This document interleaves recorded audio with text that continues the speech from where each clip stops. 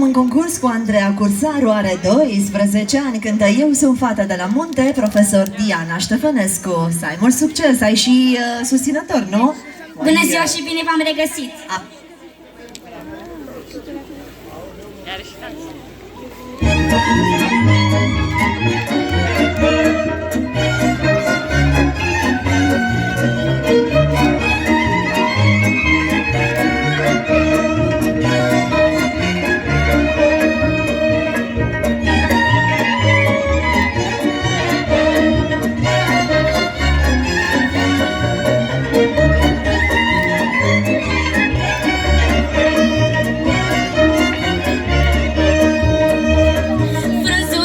Voi mărunte, eu sunt fată de la munte.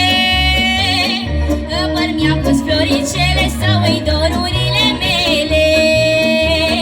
Mi-e drag cântecul și jocul și badea bată-l norocul, că l-aștept seară de seară cu dor greu în inimioară.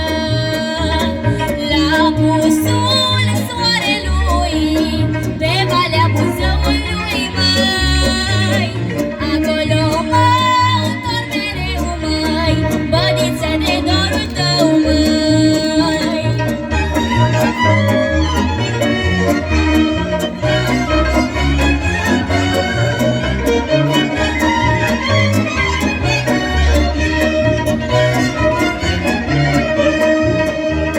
Frunzuliță de tricoi, bagă-i ciobănașca oi, măi, paște oile corănute la izvor în vârf de munte.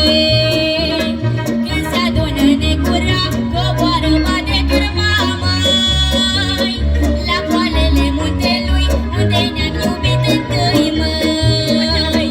Acolo în vale, răpoieniță, te aștept să-mi dai guriță, să baștem turma de oi, să ne vorbim amândoi, măi.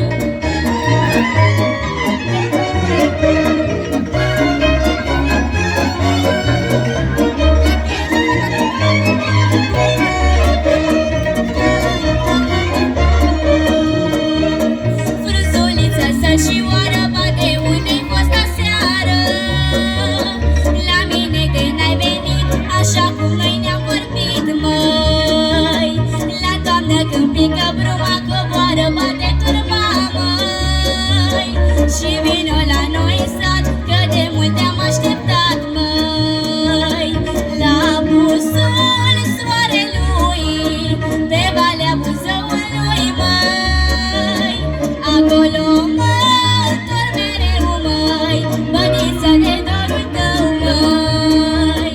La apusul soarelui, pe valea Buzăului, măi, acolo mă întorc mereu, măi, bădiță de dorul tău, măi.